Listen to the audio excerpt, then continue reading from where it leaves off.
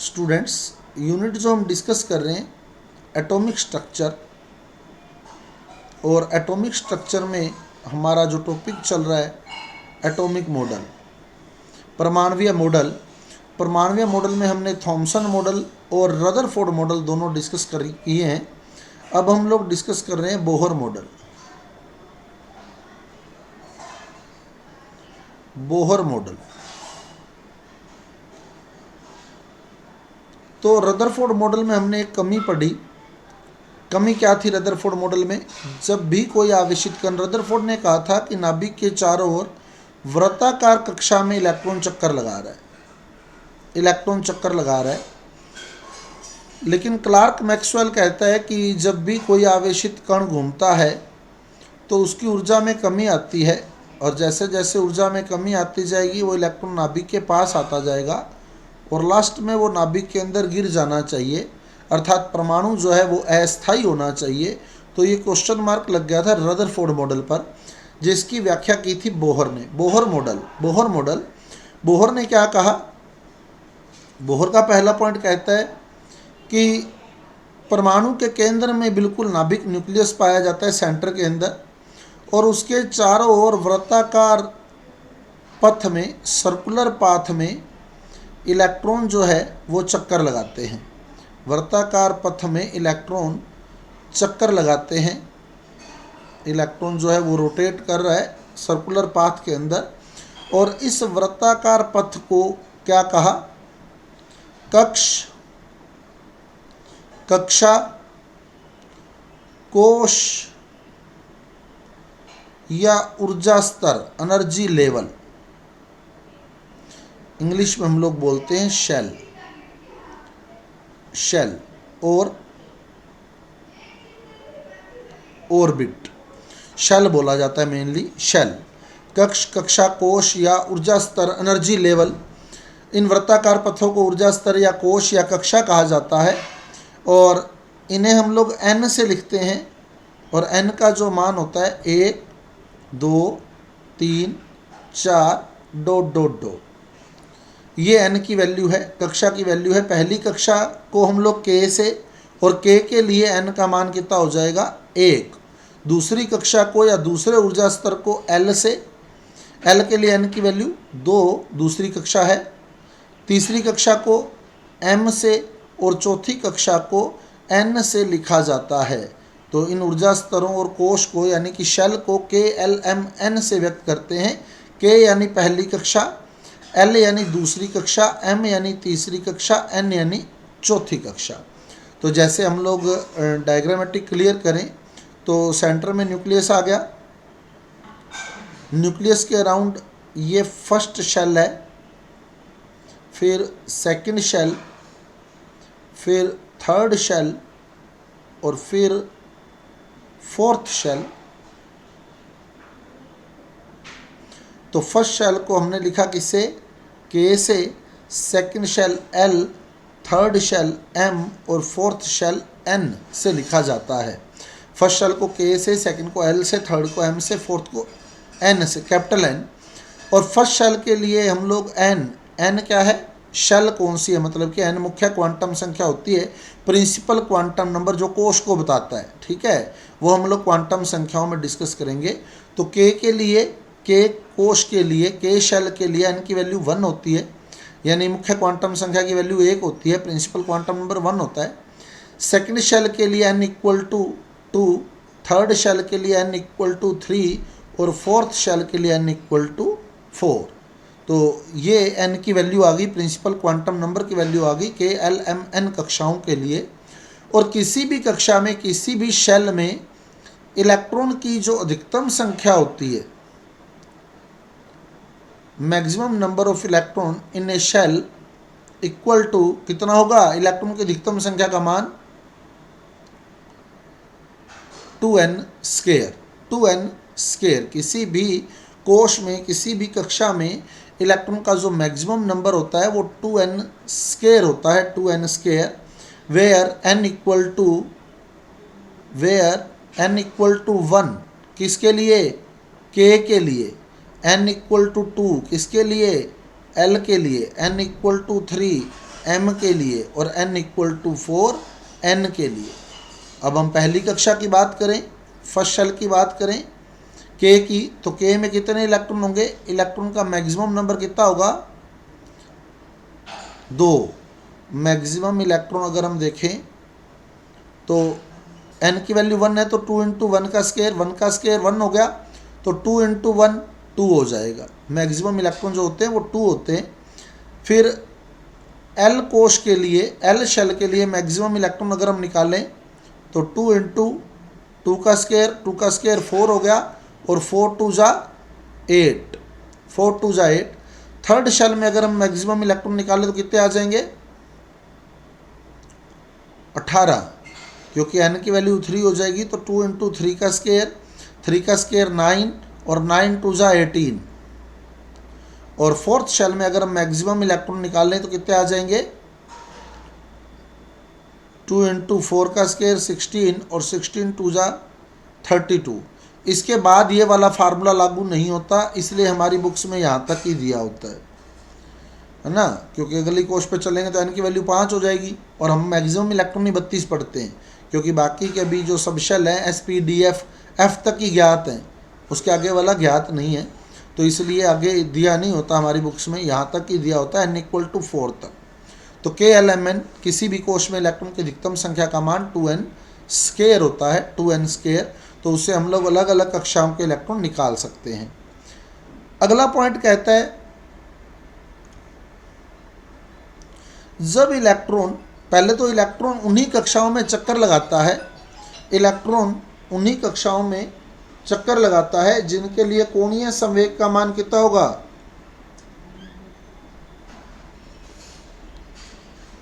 NH/2π।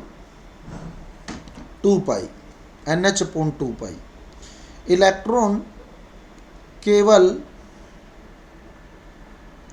उन्हीं वृत्ताकार कक्षाओं में या वृत्ताकार पथों में चक्कर लगाते हैं, इलेक्ट्रॉन उन्हीं सर्कुलर पाथ में रोटेट करते हैं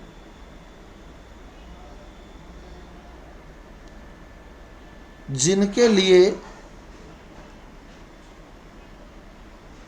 कोणीय संवेग एंगुलर मोमेंटम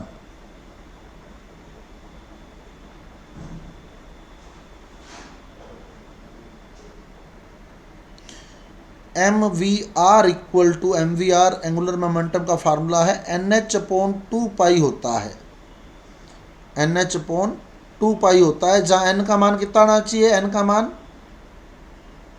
1 2 3 4 ये आना चाहिए।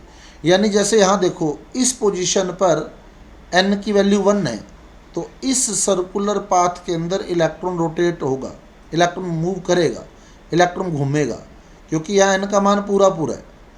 यहाँ इसमें n का मान कितना है? यहाँ n का मान 2 है, तो इस रास्ते पर इलेक्ट्रॉन घूमेगा, चक्कर लगाएगा, क्योंकि यहाँ भी n का मान पूरा है। अब यहाँ भी तो वृत्ताकार पथ बन सकता है या नहीं बन सकता? बताओ, बन सकता है ना, बीच में मैंने ब्लू कलर का दिखाया है, लेकिन यहाँ इलेक्ट्रॉन नहीं घूम रहा। क्यों नहीं घूम रहा? क्योंकि यहाँ n का मान पूरा नहीं है, 1 और 2 के बीच में है, पॉइंटों में है। जैसे यहाँ n का मान 1.5 है, तो जहाँ n का मान 1.5 होगा वहाँ इलेक्ट्रॉन चक्कर नहीं लगाएगा। समझ आ गई बात? ऐसे तो बहुत सारे बन जाएंगे, अनंत पाथ बन जाएंगे, लेकिन इलेक्ट्रॉन उन्हीं पाथ में सर्कुलेट करेगा जिनके लिए n का मान क्या है? 1 2 3 4 5 ये है। समझ आ गई बात ना? बीच में तो बहुत सारे जितने मर्जी बना लो यहाँ, लेकिन उनके लिए n का मान क्या आएगा? पूरा आएगा क्या? नहीं आएगा ना, पूर्ण संख्या नहीं आएगा, वो 1 पॉइंट समथिंग। यहाँ अगर यहाँ बनाएंगे तो क्या आएगा? 2 पॉइंट समथिंग। यहाँ बनाएंगे तो क्या आएगा? 3 पॉइंट समथिंग। तो जहाँ पॉइंट आ जाएगा वहाँ इलेक्ट्रॉन चक्कर नहीं लगाएगा। क्लियर? समझ आ गई बात? तो n का मान पूरा होना चाहिए। अब आपको कह भी सकता है, जैसे आपको कह देगा n कोश के लिए कोणीय संवेग होता है, तो आपको पता होना चाहिए n कोश कौन सा है? n कोश, n कोश, n शेल कौन सा? n शेल चौथा, n इक्वल टू 4 है ना, चौथा है। n कोश जो है वो चौथा कोश है, तो आप यहाँ n की वैल्यू 4 रख देना, n की वैल्यू 4 रख देना। तो जब आप n की वैल्यू 4 रखोगे तो 4h/2 बनेगा, यानी 2h/पाई बनेगा, 2h/पाई। सही है, 2h/पाई लग गया पता। तो कोणीय समय का मान 2h/पाई होता है। ऐसे ही आपको कह देगा L कोश, L कौन सा कोश है? L दूसरा, यानी n = 2। जब आप n की वैल्यू 2 रखोगे तो क्या आएगा बताओ? n की वैल्यू 2 रखोगे तो h/पाई, कोणीय संवेग h/पाई होगा। तो आपको कोणीय संवेग भी पूछ सकता है वो। समझ आ गई बात? उसके बाद कहता है जब इलेक्ट्रॉन एक कक्षा में चक्कर लगा रहा होता है, इलेक्ट्रॉन एक ही शेल में सर्कुलेट कर रहा है, एक ही कक्षा में चक्कर लगा रहा है। इलेक्ट्रॉन जब एक ही कक्षा में चक्कर लगाता है, एक ही शेल में मूव करता है, एक ही कक्षा में चक्कर लगाता है, तो न तो वह ऊर्जा ग्रहण करता है, यानी ना तो वो एनर्जी गेन करेगा,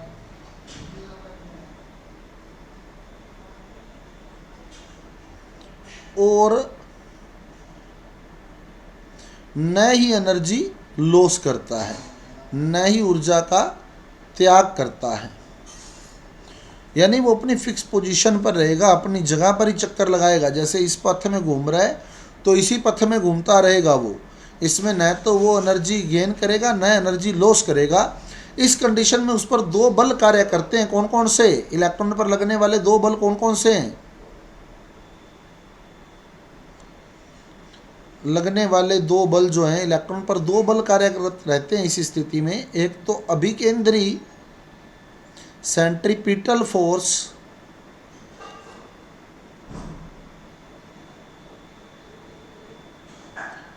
जो कि इक्वल है कूलाम्बिक फोर्स के, कूलाम बल के, स्थिर वैद्युताकर्षण बल के, इलेक्ट्रोस्टैटिक अट्रैक्शन फोर्स के, कूलाम बल के बराबर है। क्योंकि अभिकेंद्री बल क्या होता है? बीचों बीच क्या है? नाभिक है। और नाभिक के चारों ओर क्या है? नाभिक के चारों ओर वर्ताकार कक्षाएं हैं। और इन वर्ताकार कक्षाओं में कौन चक्कर लगा रहा है? इलेक्ट्रॉन। अब इलेक्ट्रॉन पर क्या आवेश है? माइनस। और नाभिक पर क्या है? प्लस। तो जो नाभिक होगा वो इलेक्ट्रॉन को अपनी ओर खींचेगा। तो ये जो बल है, जो इलेक्ट्रॉन को केंद्र की ओर लग रहा है, केंद्र की ओर लेके जा रहा है, वो बल होता है अभिकेंद्री बल। और क्योंकि ये दो विपरीत आवेशों में, दो अपोजिट चार्ज में लग रहा है, क्योंकि इलेक्ट्रॉन नेगेटिव चार्ज है और जो न्यूक्लियस है वो पॉजिटिव चार्ज है, तो दो अपोजिट चार्ज पार्टिकल के बीच जो अट्रैक्शन फोर्स लगता है उसको हम लोग कूलाम बल बोलते हैं। कूलाम बल स्थिर वैद्युताकर्षण बल, इलेक्ट्रोस्टैटिक फोर्स होता है ये, स्थिर वैद्युत बल या स्थिर वैद्युताकर्षण बल, जिसका फार्मूला होता है K(Q1Q2)/R²। K(Q1Q2)/R², ये अभिकेंद्री बल का फार्मूला है। K(Q1Q2)/R², जो हमारी बुक्स में मिलेगा वो मिलेगा KZE²/R²। ये फार्मूला लिखा होता है हमारी केमिस्ट्री की बुक्स में, KZE²/R²। कई जगह K नहीं भी लिखा होता, कई जगह K लिखा होता है। वो दोनों बातें मैं आपको क्लियर कर दूंगा कि हट जाता है बाद में, पर K लिखा होता है हमारी बुक्स के अंदर। लिखा रहने दो तो भी फर्क नहीं पड़ेगा, कई बार K आ भी जाता है पेपर में। अब दूसरा बल होता है अपकेंद्री बल, जो इसको नाभिक से दूर लेकर जाता है। अपकेंद्री बल, अपकेंद्री बल, ये इसको नाभिक से दूर लेकर जाता है। अपकेंद्री बल होता है जो इसको नाभिक से दूर लेकर जाता है, अपकेंद्री बल। सेंट्रीफ्यूगल फोर्स, जब भी कोई वस्तु वृत्ताकार पथ में चक्कर लगाती है ना, तो ये सेंट्रीफ्यूगल फोर्स अपने आप उत्पन्न होता है उस पर, जो उसको बाहर की ओर धकेलता है, बाहर की ओर धकेलता है। सेंट्रीफ्यूगल फोर्स वृत्ताकार पथ में चक्कर लगाने वाली वस्तु पर लगने वाला बल होता है अपकेंद्री बल, ऑटोमेटिक क्रिएट होता है ये। वृत्ताकार पथ में कोई भी वस्तु घूम रही होगी तो उस पर अपकेंद्री बल लगेगा। जैसे हम लोग मौत का कुआं है ना, मौत का कुआं देखते हैं, उस पर भी अपकेंद्री बल लगता है। एक सिंपल सा एग्जांपल दूं मैं आपको, दूध से जब हम लोग मक्खन निकालते हैं ना, तो अपकेंद्री बल लगाते हैं उस पर। सही है अदर स्टूडेंट? तो इंडिविजुअल प्रॉब्लम है तो आप कट करके क्लास ज्वाइन करें। इंडिविजुअल प्रॉब्लम है आपके वहाँ इंटरनेट में आपके प्रॉब्लम होगी, यहाँ सही चल रहा है सब। अब केंद्रीय बल, सेंट्रीफ्यूगल फोर्स, वृत्ताकार पथ में जब कोई वस्तु घूमती है तब उस पर लगता है और इसका फार्मूला जो होता है mv²/r, mv²/r। ये आप कट करके क्लास ज्वाइन करें, mv²/r। अब केंद्रीय बल का फार्मूला mv²/r। अब केंद्रीय बल mv²/r ये फार्मूला है। अब केंद्रीय बल का कैसे आया है वो मैं बता दूंगा आपको, बहुत से तरीके आपको मिलेंगे, लेकिन हम लोग बिल्कुल शॉर्ट मेथड यहाँ दूंगा मैं आपको, बाकी आपको डायरेक्ट लर्न करना है। अब kz²/r² कैसे आया वो देखें, kz²/r² कैसे आया, kz²/r², इसको समझे पहले तो। इलेक्ट्रॉन पर आवेश और प्रोटॉन पर आवेश बिल्कुल बराबर होता है। इलेक्ट्रॉन और प्रोटॉन का आवेश जो होता है वो बिल्कुल बराबर होता है। जितना आवेश इलेक्ट्रॉन पर होता है उतना ही प्रोटॉन पर होता है। सिर्फ फर्क क्या होता है बताओ, प्रोटॉन पर प्लस होता है और इलेक्ट्रॉन पर माइनस होता है। वैल्यू बराबर होती है बिल्कुल, ठीक है। तो पॉजिटिव नेगेटिव का फ़र्क है, सिर्फ चार्ज का फ़र्क रहता है, बाकी सेम होता है। अब माना इलेक्ट्रॉन पर आवेश ई है, इलेक्ट्रॉन पर आवेश क्या है, ई। अपना फार्मूला है Q1Q2/r², ये फार्मूला है। अब ये kz²/r² कैसे बना देखो। माना इलेक्ट्रॉन पर आवेश ई, तो Q1 जो है वो ई हो गया, ठीक है। इलेक्ट्रॉन पर आवेश ई तो Q1 ई हो गया। अब प्रोटॉन पर भी इतना ही आवेश होता है जितना इलेक्ट्रॉन पर होता है। और नाभिक में कितने प्रोटॉन होंगे बताओ, नाभिक में कितने प्रोटॉन होंगे,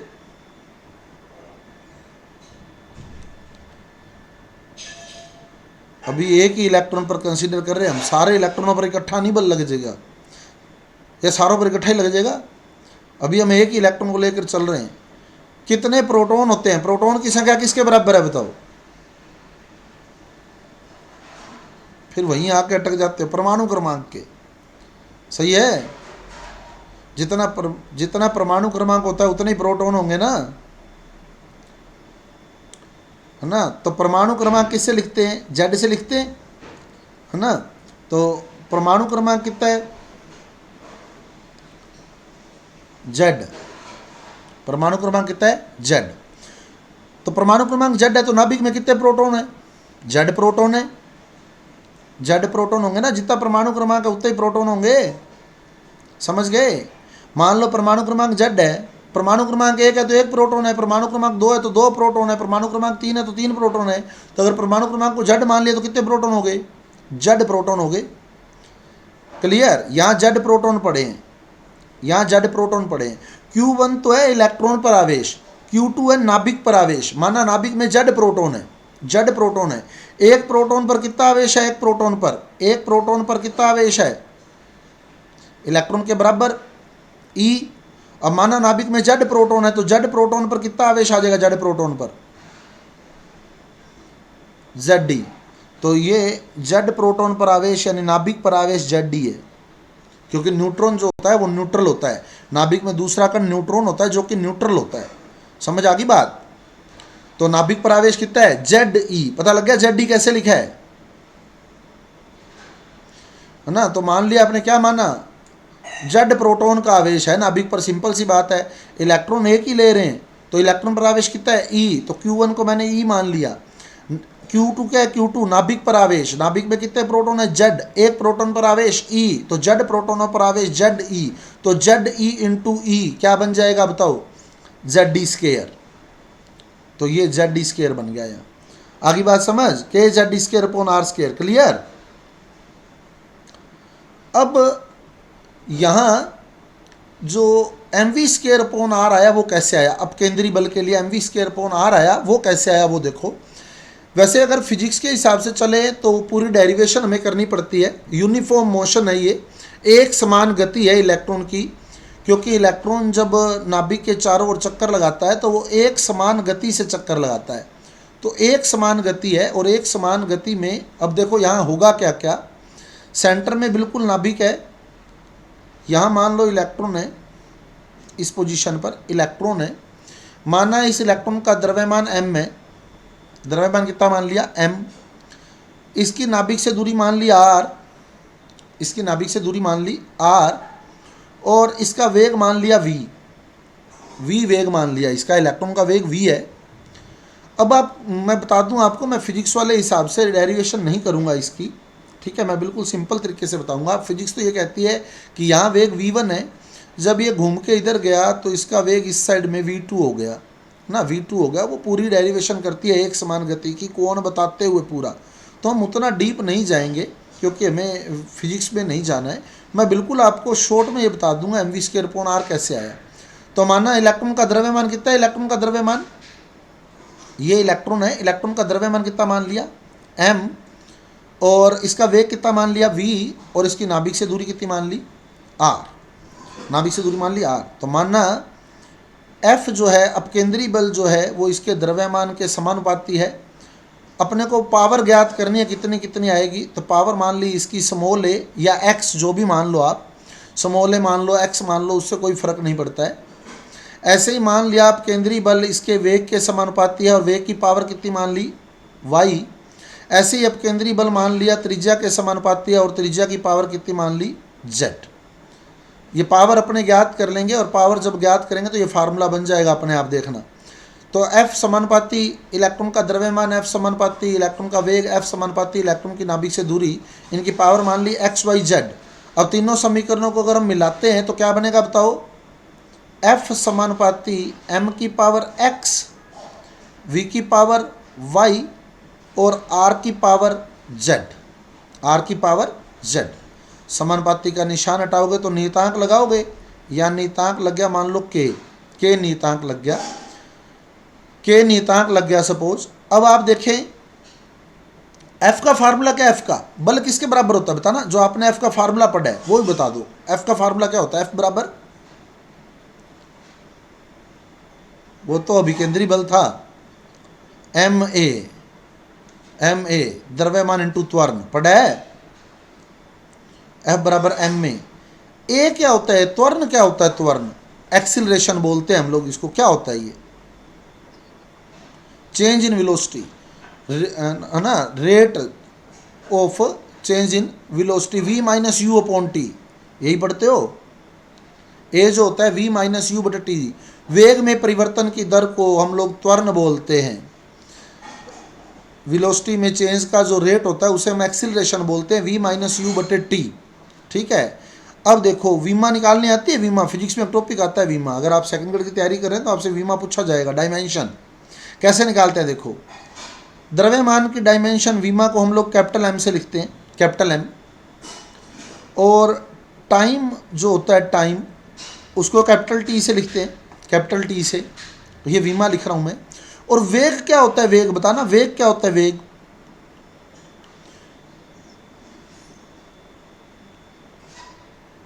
विस्थापन बटे समय, सही है, वेग बराबर विस्थापन बटे समय, यही होता है ना। तो विस्थापन, डिस्प्लेसमेंट, विस्थापन का मतलब क्या होता है बताओ, विस्थापन को किस में मापते हो, विस्थापन को मीटर में, मीटर या सेंटीमीटर में, यानी लेंथ है ये, सही है, ये लेंथ होगी एक तरह से। और लेंथ को कैसे लिखते हैं, एल से, लेंथ को mlt पढ़ते हैं ना, mlt फॉर्म। तो द्रव्यमान हो गया m, ये हो गया विस्थापन, विस्थापन का तो l लिख दिया, और विस्थापन बटे समय है, विस्थापन बटे समय, समय का क्या होगा t, तो ये होगा l अपॉन टी, तो ये बटे में भी t आ गया। ये वेग का t है, वेग वाला टाइम है ये, समझ आ गई बात। एक वो तो हमने त्वरण वाला टाइम लिया था, ये वाला तो, ये मैंने वेग लिखा, वेग क्या था, विस्थापन बटे समय, विस्थापन बटे समय, तो इसका l अपॉन टी अलग लिख दिया, समझ गए। तो क्या बन गया बताओ, F बराबर m l upon T square, T square को ऊपर ले जाओ, क्या बन जाएगा बताओ, t-2, ऊपर आके बन जाएगा m l t-2। तो यहाँ F की वीमा रख दो बस, m l t-2। अब आप वीमा रखते जाओ बस, यहाँ मैंने F की वीमा रख दी, बराबर K। M क्या था बताना, M क्या था,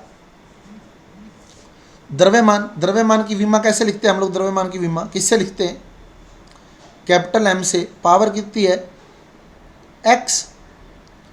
वी क्या था,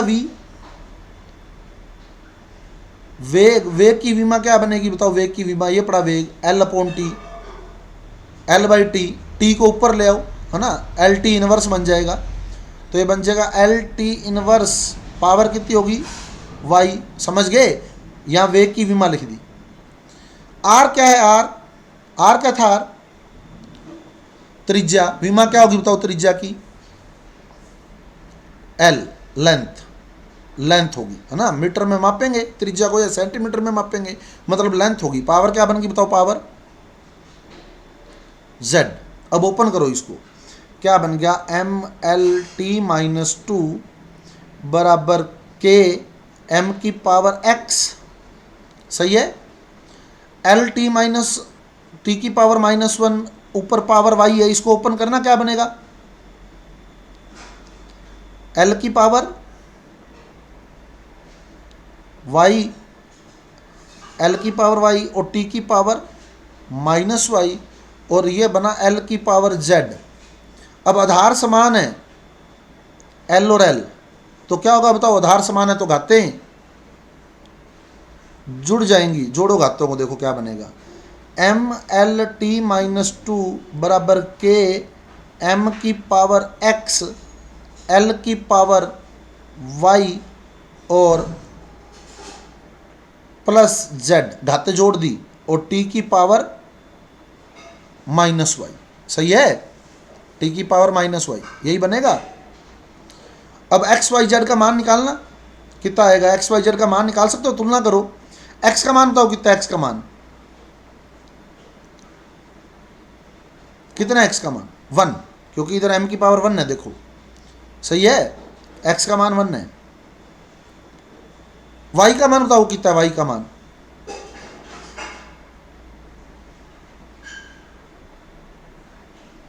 बता सकते हो कि 2 नोट माइनस टू क्यों 1 है, देखो टी की पावर माइनस टू और टी की पावर माइनस वाई।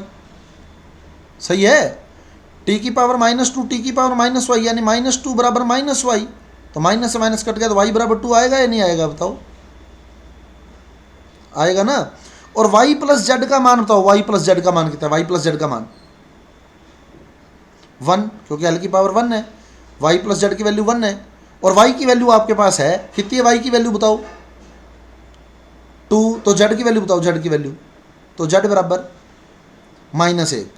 सही है, क्योंकि वाई प्लस जेड बराबर 1 है, और वाई की वैल्यू आपने निकाल रखी है कि वाई की वैल्यू 2 है, तो 2 प्लस जेड इक्वल टू 1, ये वाला 2 इधर माइनस में आ जाएगा, तो Z equal to 1 minus 2, then Z equal to -1। सही है,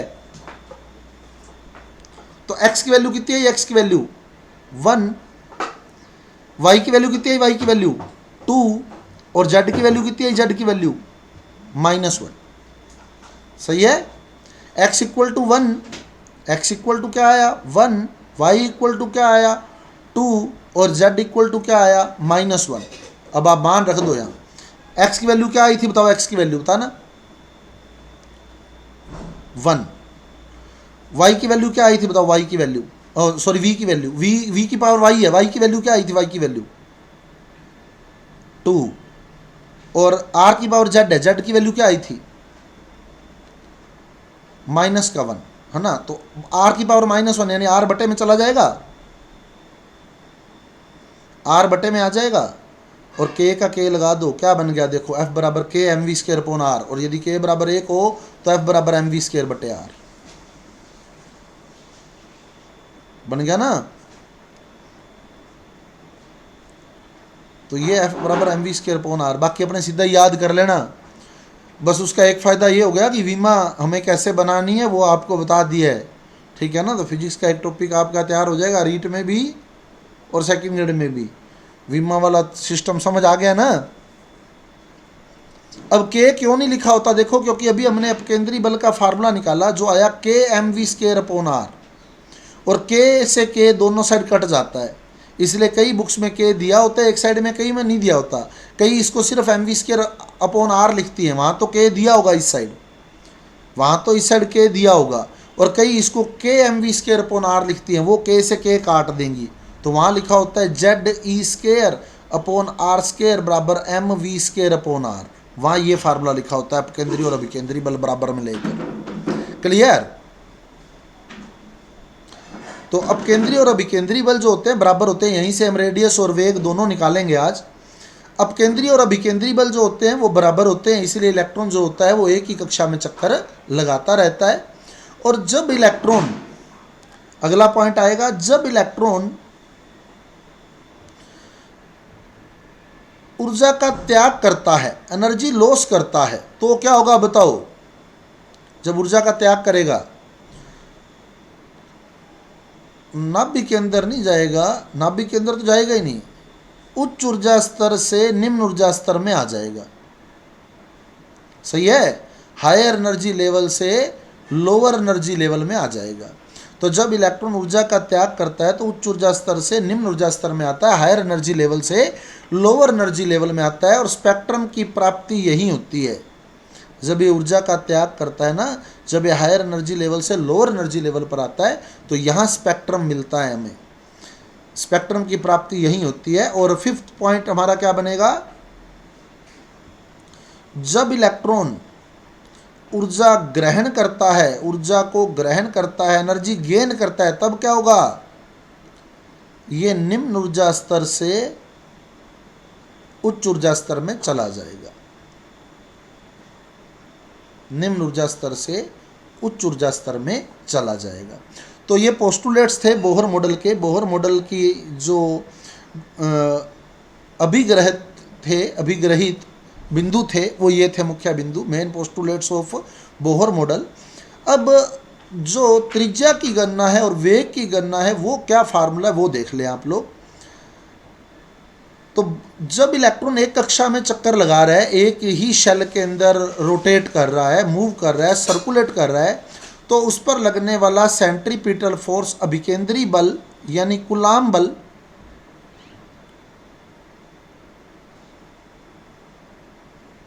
बराबर है किसके? अपकेंद्री बल के, सेंट्रीपिटल फोर्स के।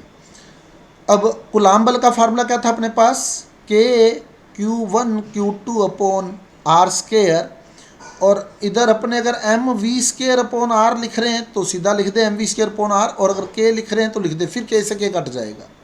ठीक है, फिर के से के कैंसिल कर देंगे हम लोग।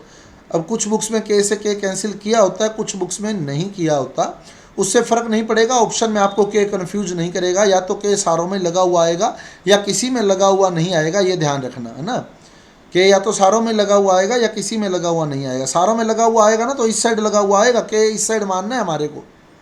अब केंद्रीय बल का फार्मूला डायरेक्ट लिखा होता है M V square upon R, ठीक है। और अगर के मान रहे हो तो इस साइड मानोगे, अभी केंद्रीय बल वाली साइड, कूलाम बल वाली साइड, सेंट्रीपिटल फोर्स वाली साइड।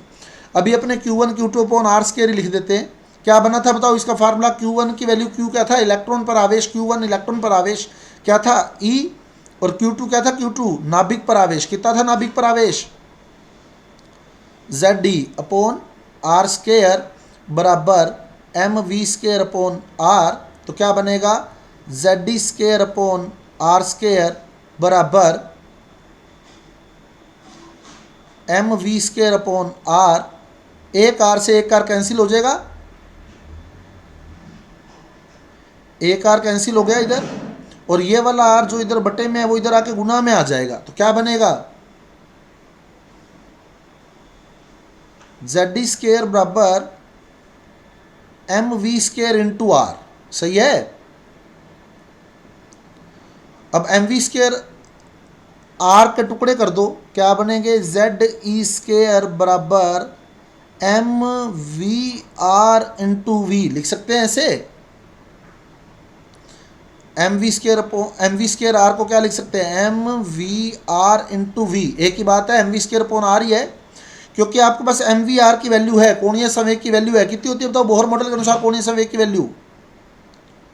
NH अपॉन 2 पाई। तो क्या बनेगा? ZD square equal to NH upon 2 pi into V, into V. तो वी की वैल्यू निकल जाएगी या नहीं निकलेगी बताओ? वी बराबर क्या बनेगा? वी बराबर two pi Z E square upon N H, ये वी का फार्मूला आ गया। ये फार्मूला किसी ना किसी एग्ज़ाम के अंदर पूछा हुआ है, अब मेरे को एग्ज़ाम एग्जैक्ट याद नहीं आ रहा, लेकिन बोहर मॉडल के अनुसार वेग का सही सूत्र है, ये पूछा हुआ है। और अगर के लगा हुआ आ जाता है ना, तो के हमेशा जेड ई स्केयर के साथ लगा हुआ आएगा यहाँ, या लगा हुआ नहीं आएगा। समझ आ गई बात? और लगा हुआ आएगा तो ये ध्यान रखना, के Q1 Q2 upon R square है, यहाँ है के अगर लगा हुआ देगा ना वो, तो यहाँ देगा के जेड ई स्केयर के साथ लगा हुआ आएगा। अगर के लगा हुआ आएगा तो यहाँ लगा हुआ आएगा 2 पाई के Z E square upon N H. ये वेग का फार्मूला बन गया बोहर मॉडल के अनुसार। इलेक्ट्रॉन का वेग ये आ गया, वेलोसिटी ऑफ इलेक्ट्रॉन। क्लियर? देखो ये तो डेरिवेशन करनी पड़ेगी, ये वैल्यू मिक्स हो जाती हैं। अभी रेडियस की भी निकालेंगे हम लोग, फिर मिक्स हो जाएंगी, वो याद नहीं रहेगी वेलोसिटी की कौन सी है और रेडियस की कौन सी है। और बाकी ये तो सिंपल है, सीधा हिसाब है। देखो क्या बना था, अभिकेंद्री बल क्या था, Z square upon R square, Z square upon R square, सीधा यही रखे आप लोग। और जो अपकेंद्री बल था वो क्या था, M V square upon R, एक आर से एक आर कैंसिल हो गया, ये वाला आर इधर गुणा में ले आए, तो क्या बना, जेड स्केयर बराबर M V square R. M V square R को कैसे लिखा, कोणीय संवेग की वैल्यू पता है हमारे को, तो कोणीय संवेग अलग कर दो, M V R into V. और एम वी आर की वैल्यू क्या है बताओ, एम वी आर की वैल्यू, बस आंसर आ गया वी का, आ जाएगा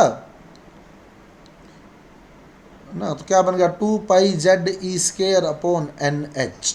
बाकी डायरेक्ट अगर याद रह जाती है तो डायरेक्ट कर लेना भले ही, लेकिन डेरिवेशन आनी चाहिए आपको। एक रास्ता अगर बंद हो जाता है तो दूसरा रास्ता हमारे पास खुला होना चाहिए, और कोई ज़्यादा बड़ी नहीं है, यहाँ से सीधा निकलता है आंसर। 4 लाइनों का उत्तर है। अब वी का उत्तर आते ही आर भी आ जाएगा। कैसे, ये वी आ गया अपने पास। अभी अपने लिखा था अभिकेंद्री बल बराबर है अपकेंद्री बल के, अभिकेंद्री बल यानी सेंट्रीपिटल फोर्स, क्या फार्मूला था बताओ, Z square upon R square equal to M V square upon are.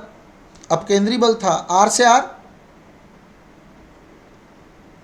Cancel हो गया, आर से आर कैंसिल हो गया, तो क्या बना बताओ, आर का फार्मूला निकालना है, अब रेडियाई निकालनी है आपको, रेडियस निकालनी है, त्रिज्या निकालनी है। तो आर बराबर क्या बनेगा, आर बराबर बताओ, आर बराबर क्या फार्मूला बनेगा, Z square upon M V square. और वी की वैल्यू आपके पास है बोहर मॉडल के अनुसार, है ना वी की वैल्यू, तो वी की वैल्यू पुट कर दो, क्या बनेगा बताओ, Z E square upon M V square है, वी स्केयर कर दो, वी स्केयर क्या बनेगा बताओ, 4 pi square Z E square. ये वाला जेड स्केयर काट दो, एक जेड स्केयर से एक जेड स्केयर कट जाएगा, एक जेड स्केयर बच गया। समझ गए, पता लग गया क्या किया है, क्योंकि यहाँ 2 जेड स्केयर बनने थे। देखो उसका भी तो स्केयर ही था ना, वी का स्केयर था, तो जेड स्केयर का भी स्केयर बनता, तो मैंने एक जेड स्केयर से एक जेड स्केयर काट दिया, सीधा ही एक बच गया। आगे बात समझ या नहीं, पता लगा है ना। अपोन में एन एच है, अपोन में एन एच है, तो ये बन जाएगा N square upon H square. तो N square upon H square ऊपर चला जाएगा, आर की वैल्यू आ गई। क्या बना बताओ, आर इक्वल टू क्या बना, N square H square upon 4 pi square M Z E square. ये बन गया 4 pi square M Z E square, 4 pi square M Z E square. ये एन स्केयर एच स्केयर ऊपर चला गया, N square H square upon 4 pi square M Z E square. और अगर के आएगा तो यहाँ आएगा जेड ई स्केयर के साथ, ये ध्यान रखना, के अगर दे देता है तो जेड ई स्केयर के साथ देगा। ये आ गई रेडियस हमारे पास, समझ आई बात। ये बोहर त्रिज्या आ गई, तो बोहर त्रिज्या, बोहर रेडियाई आ गई है। ये बोहर त्रिज्या निकालने के लिए पहले वेग निकालना पड़ेगा आपको, ये ध्यान रखना। और 2 बल है हमारे पास, अभिकेंद्री और अपकेंद्री। रिपीट कर देते हैं एक बार, अभिकेंद्री बल का सूत्र बताओ, अभिकेंद्री बल का सीधा ही बताना। अब इतना के से नहीं, Z square upon R square, सीधा ही ठीक है, वो मैंने आपको स्टार्टिंग से बता दिया है। बाकी Z square upon R square, K लगाना है तो लगा सकते हो। और अपकेंद्री बल का सूत्र बताओ, अपकेंद्री बल का M V square upon R, एक आर से एक आर कट गया, तो ये वाला आर इधर गुना में आ गया, तो क्या बना, जेड डी स्केयर बराबर एम वी स्केयर आर। और एम वी स्केयर आर को कैसे लिख सकते हो, कोणीय संवेग निकालते हुए बाहर, M V R into R. M V R की वैल्यू पुट कर दो, क्या होती है एम वी आर की value, N H upon 2 pi, या सॉरी वी आएगा, एम वी स्केयर है, वी आएगा इंटू वी। वी की वैल्यू निकाल सकते हो, वी बराबर क्या बनेगा, 2 pi Z E square upon N H. ये वी की वैल्यू आ गई, ये वी की वैल्यू आ गई, वेग की वैल्यू आ गई, इलेक्ट्रॉन का वेग आ गया अपने पास।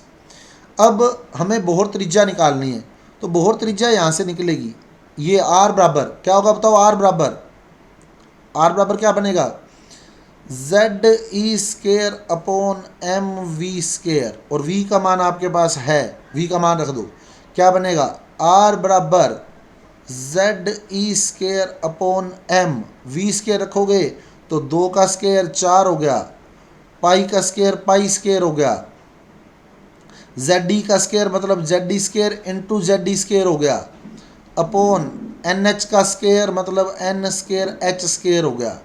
और जेड डी स्केयर से जेड डी स्केयर कैंसिल हो जाएगा, सही है। और N square upon H square जो है वो ऊपर चला जाएगा, तो क्या बन जाएगा, आर बराबर N square H square upon 4 pi square M Z E square. ये रेडियाई आ गई, ये आर की वैल्यू आ गई बोहर के अनुसार, बोहर त्रिज्या। तो ये फार्मूला डायरेक्ट भी कई बार पूछ लेता है पेपर में, तो आपको डायरेक्ट भी आना चाहिए। और बहुत ही ईजी डेरिवेशन है, कुछ भी नहीं है, 4 लाइनें इस साइड हैं और 4 लाइनें इस साइड हैं, आंसर आ जाता है, वेग का भी और त्रिज्या का भी हो जाएगा। तो इसको एक बार आपने करके देखना है, ठीक है ना, एक बार इसको करके देखना है, फिर हम लोग ऊर्जा भी निकालेंगे, एनर्जी भी करेंगे, पूरा सोल्व एनर्जी को भी। तो ये वेग आ गया हमारे पास, बोहर वेग, जो इलेक्ट्रॉन का वेग है, जो इलेक्ट्रॉन निश्चित कक्षाओं में चक्कर लगा रहा है उसका वेग, कितने वेग से वो चक्कर लगा रहा है उसकी वैल्यू ये है, और त्रिज्या की वैल्यू ये है। अब जो एन है, एन क्या था, एन बताओ, एन क्या था, एन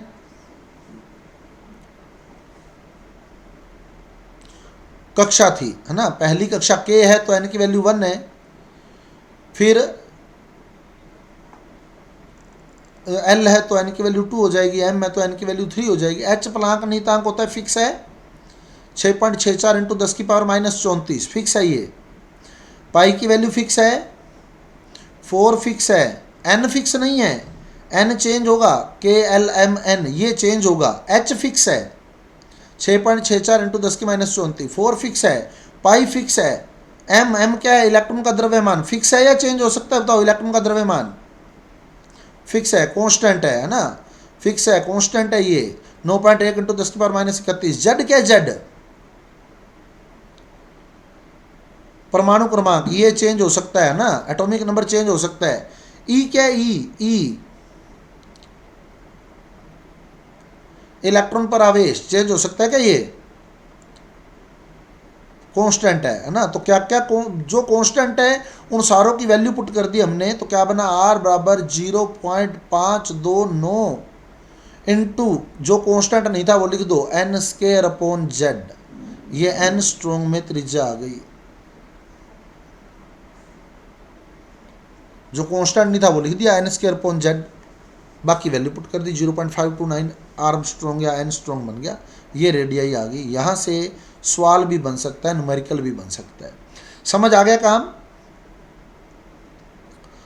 तो कल हम लोग सारी त्रिज्या के न्यूमेरिकल कर देंगे, बाकी तो सिंपल है। एक चीज़ हमेशा ध्यान रखना, बोहर मॉडल जो है ना, बोहर मॉडल वो केवल एक इलेक्ट्रॉन तंत्र पर लागू होता है, जिसके पास एक इलेक्ट्रॉन होगा सिर्फ उसी पर लागू होगा, 1 इलेक्ट्रॉन सिस्टम पर लागू होता है ये। जैसे एच पर लागू होता है, एच ई पर भी लागू होगा क्या, एच ई पर, इसलिए एच ई प्लस लिखा होता है बुक्स में, He प्लस पर तो हो जाएगा,